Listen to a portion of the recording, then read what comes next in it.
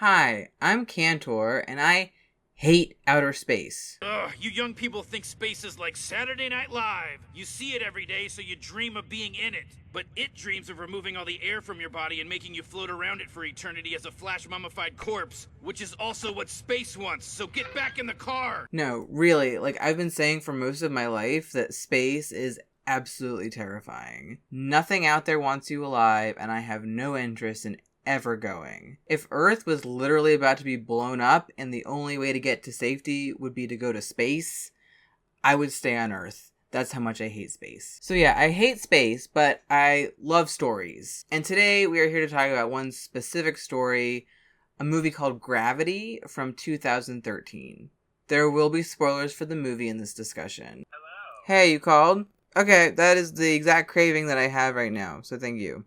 The movie stars Sandra Bullock and handsome man George Clooney and was directed by Alfonso Cuarón, a director lots of people know for making the film Roma, but I've never seen Roma, so I mostly remember him as the guy who made the first movie that ever made me cry, A Little Princess. Don't you ever do that, Miss Minchin?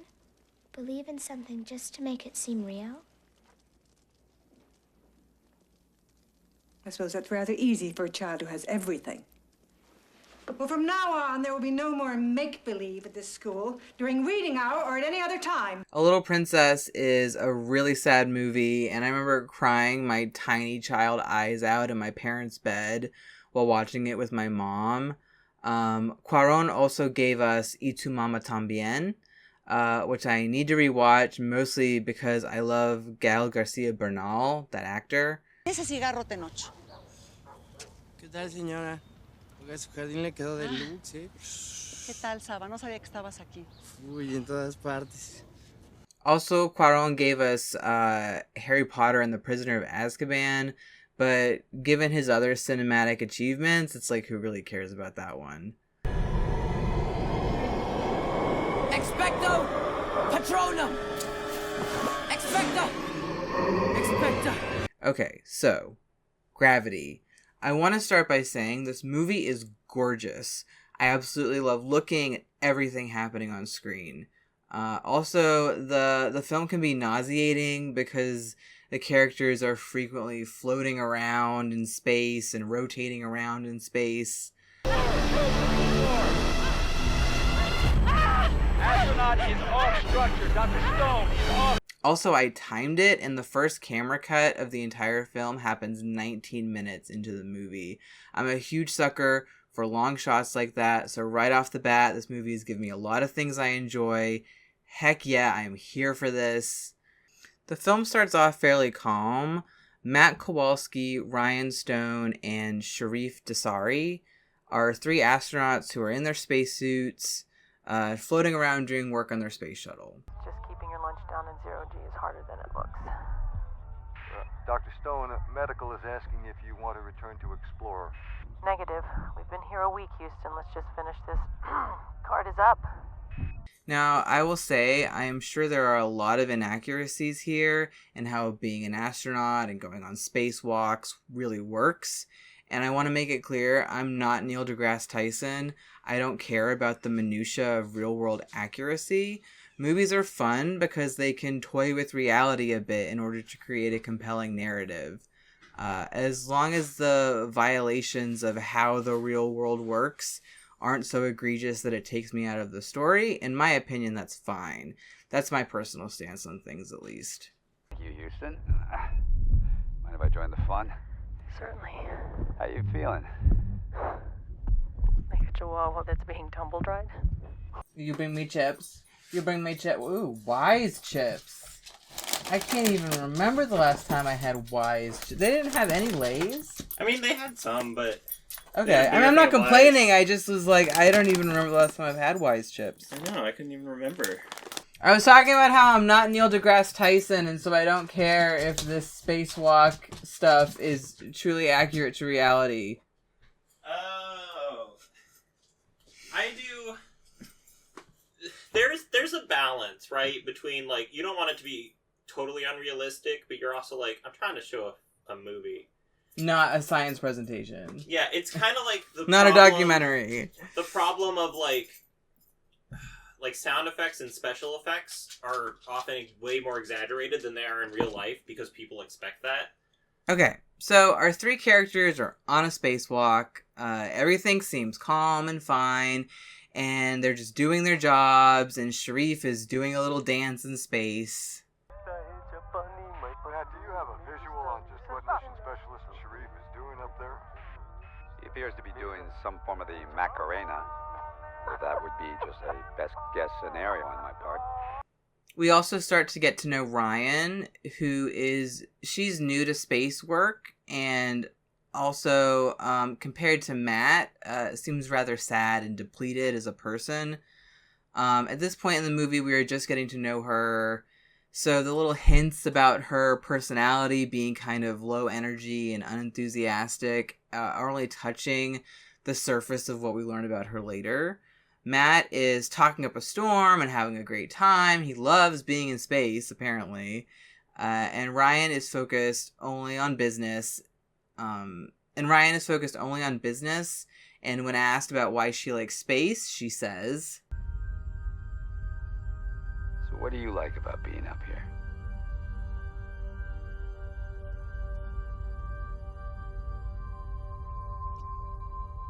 She also struggles with her movement in space. She seems really awkward and out of place, and also honestly kind of unhappy to be there. It's designed for hospital use, but this one's a prototype. Stand by for locking. Listen, they don't bankroll prototypes.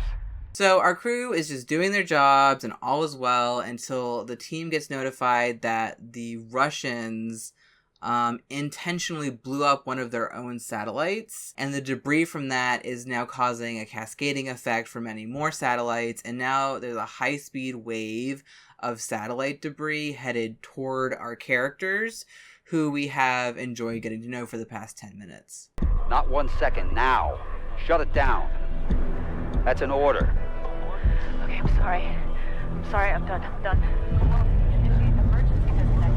All right, Sharif, let's do this.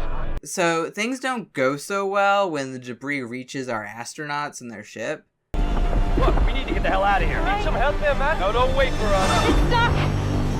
Man down! Houston, this Man is down! The swift transition from calm, controlled, steady work to we are in trouble and we need to bail is done so incredibly well by the filmmaker, in my opinion. I could feel in my gut the sudden dread as the space debris problem is announced to the crew and everyone shifts gears from normal work to we need to get away from danger.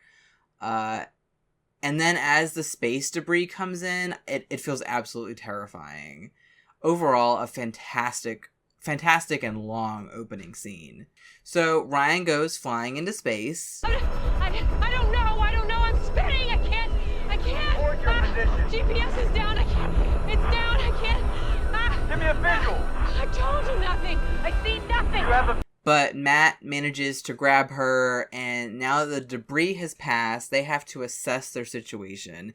And their situation is that everyone but them is dead. At least everyone but them that was on that shuttle. Houston in the blind to confirm. Mission Specialist Dr. Stone and Mission Commander Matthew Kowalski are the sole survivors of the STS-157. And now we start getting into the meat of the film, so to say. A huge crisis has happened, and our characters must find their way out of it. This is where it becomes very apparent to me that this movie isn't really about space. It's about the grief process and the struggle between sinking into depression after a loss or finding a way to move on. Our characters have just lost the entirety of their crew, and now they must find out what to do. They must figure out what to do next. Matt is all business. Let's get it done. This is how we're going to survive. And Ryan is panicked and unsure of herself as they progress. But Matt is there for her as they then try to get to the International Space Station using what appears to be a kind of jetpack thing Matt is wearing. Matt tethers Ryan to him and says, See? Where you go, I go. So he's there for her. He's there and he's helping, and together they're going to figure this out. right? At this point in the story, Ryan and Matt are surrounded by death. They see a dead body in their ship, and then Matt decides it would be best to grab the body of Sharif, who was on the spacewalk with them. And so Ryan now must hold on to Sharif's dead body as they float along toward the space station. And float along they do. Matt plays music over their communication line, and they move slowly toward the space station. At this point, Matt asks Ryan what life is like for her on Earth, and she reveals that not only did she have a young daughter who died in an accident, but now Ryan spends most of her time when she's not working just driving around, listening to the radio. Her name even is a reflection of this. She is Dr. Stone, and she is hardened and dead inside like a stone. The radio. I listen to the radio. There we go. Let me guess. NPR? Classical? Top 40? Anything. I don't care as long as I don't talk. I just drive. And here's the heart of the matter. Stone is disconnected and trapped in her grief, and being in space is a metaphor for her disconnection.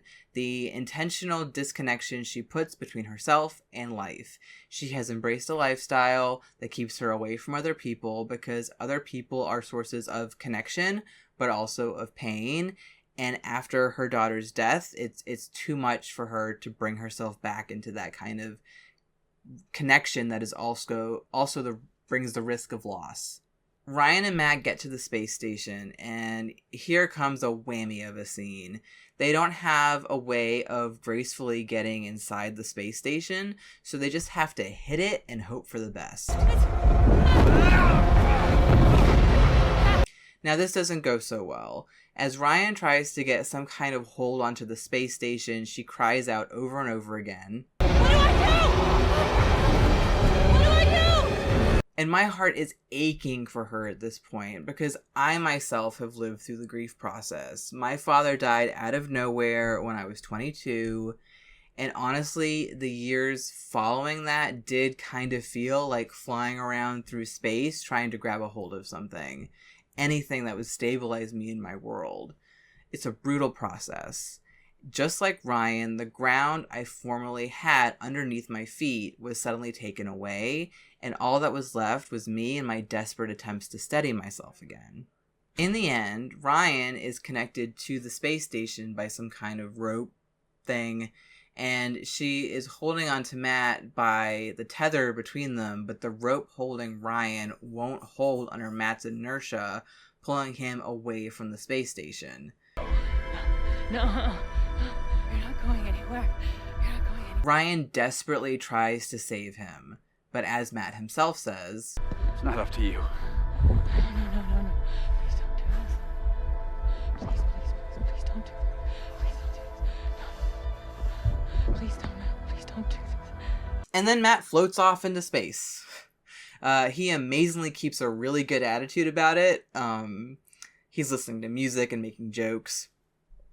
Meanwhile, Ryan pulls herself toward the space station and manages to get inside. There's this beautiful shot of her getting out of her spacesuit and then just floating in the fetal position, now utterly and entirely alone.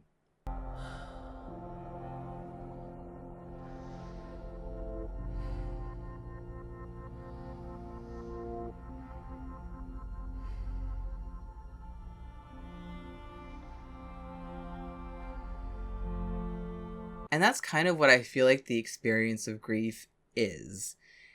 To experience a significant loss puts one in a state of aloneness, unlike anything else. It's a reminder of how people, and things too, can just vanish from our lives. And if anyone and anything can simply vanish, aren't we truly alone in a way? So now, like right now, as I am filming this, I am a week away from my dad's death anniversary. And every year around this time, I get super sad and at times really disconnected from the world around me. For the past week, I've been like catching myself simply staring off into space and feeling unmotivated and quite down, actually. And I have this dietitian I've been seeing lately who focuses a lot on the emotional side of eating. As in, if I came to her and I said I ate half a bag of potato chips in one sitting last night, she would ask me, well, what was behind that? What thoughts and feelings? And I mentioned to her this week that I definitely was snacking more because I feel so down and listless because it's coming up on my dad's 12th death anniversary. And she said to me, I encourage you to ask yourself what is behind that sadness. Is it the loss of connection? Is it the fear of future loss? And maybe you can give yourself the antidote to that. Maybe watch your dad's favorite movies or connect with other family members and friends.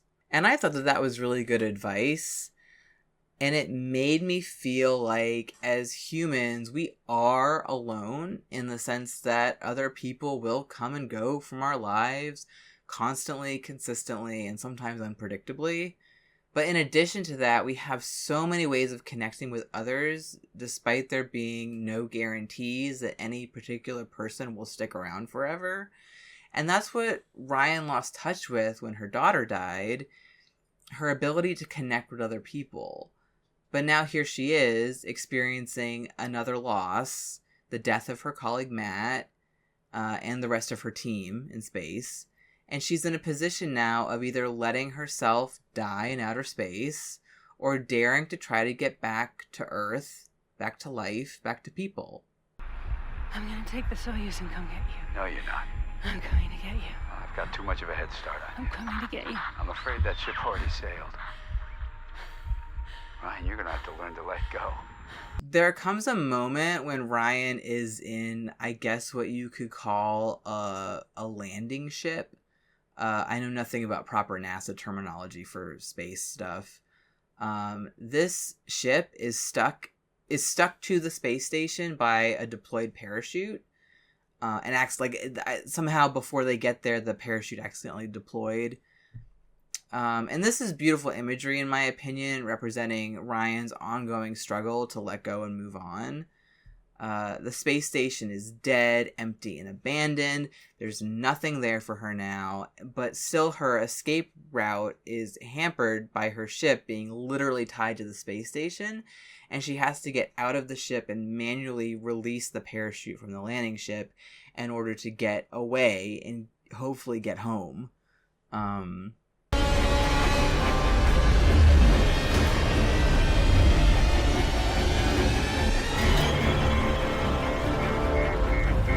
After freeing herself from the space station, though, it turns out Ryan's ship doesn't have any fuel left, and she essentially gives up. She manages to get someone on Earth on the ship's radio, but he's speaking a language she doesn't know, and he doesn't speak English. Instead, when Ryan hears the man on the radio's dogs in the background, she starts howling like a dog, and the man on the radio howls back like a dog.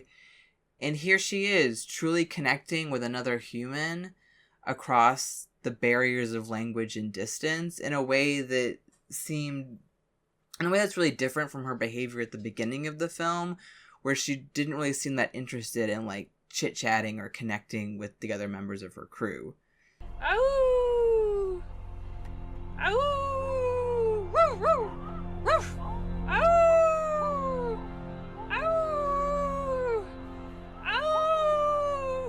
I won't spoil exactly how Ryan ends up headed back to Earth, but back to Earth she does eventually go. She lands in water, and even though she is fully back on Earth, she still has to work even harder now to get out of the water, because there's like water coming into the ship, forcing her back. So she's on Earth and still has to keep working to get out to safety.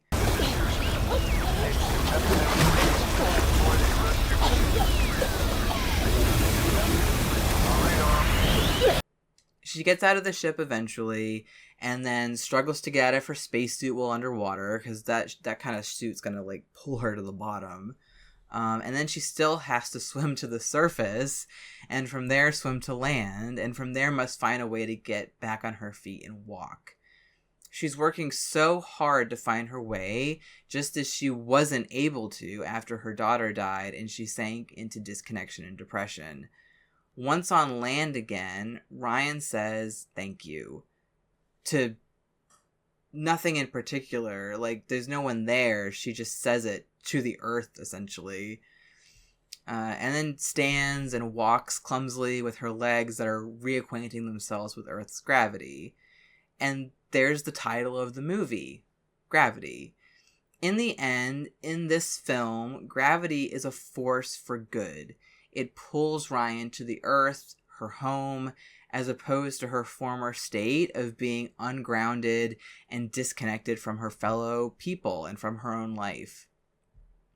Sometimes depression can be compared to being weighed down, but actually I, as someone who has lived through depression, sometimes think of it as the exact opposite. Like, depression is this kind of floating away and losing touch with everything that's good in our lives.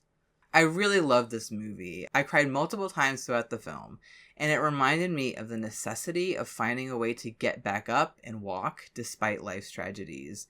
And so, as I approach my dad's death anniversary, I'm connecting with my friends. I'm working on meaningful projects like this video, and I'm making plans for my future, because it's through strategies like those that we can get reoriented to our lives and navigate out of life's inevitable sadness and pain.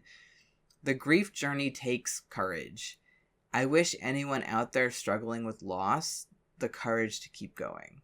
I want to say one last thing, which is that when this movie first was in theaters in 2013, at work I overheard some colleagues chatting about the movie, and one of them said, oh, I think Ryan actually died, and that her returning to Earth was all an imagined illusion as she moved into the afterlife. That was this person's take on the film.